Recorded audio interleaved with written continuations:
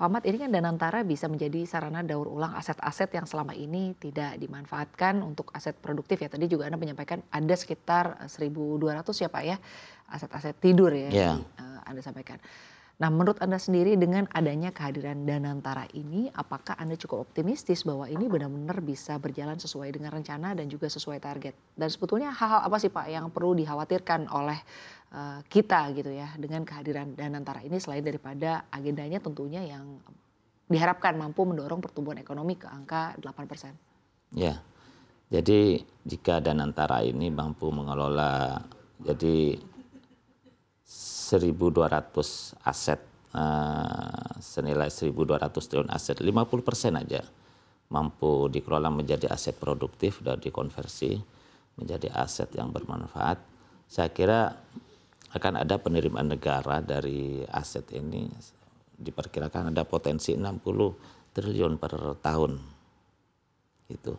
Jadi kita Danantara ini saat ini memiliki, saya sebutkan tadi, ada 14.700 yang dikelola triliun. Bandingkan dengan Malaysia misalnya, Khasanah Nasional Malaysia itu hanya mengelola aset senilai 500 triliun aset. Nah, apabila Danantara ini mampu mengelola aset 50% dari nilai aset ini, saya kira akan menghasilkan sumber daya potensi yang sangat besar. Kita misalnya ada juga di Kamco di Korea Selatan.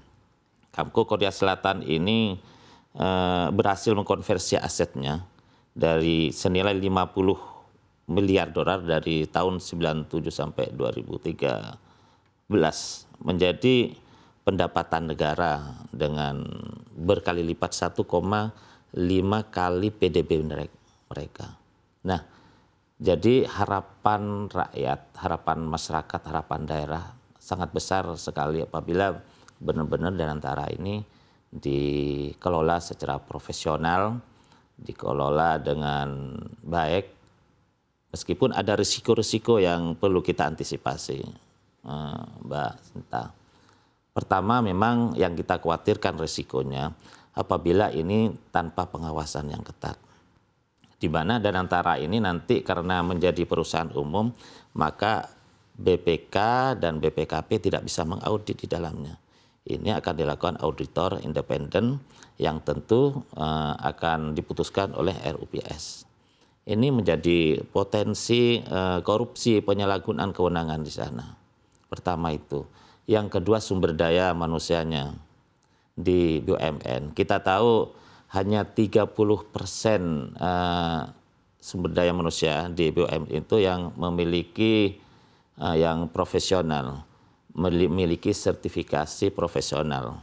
Nah, jika 70% ini mengelola aset yang tidur, bahkan banyak aset yang sudah mati, ini bisa-bisa potensi yang kita harapkan bahwa Danantara bisa menggerakkan ekonomi nasional, bisa memberikan penerimaan negara yang lebih besar dari sekarang PNBP hanya 90 triliun, ini juga bisa perkiraan dan keinginan negara bisa tidak tercapai.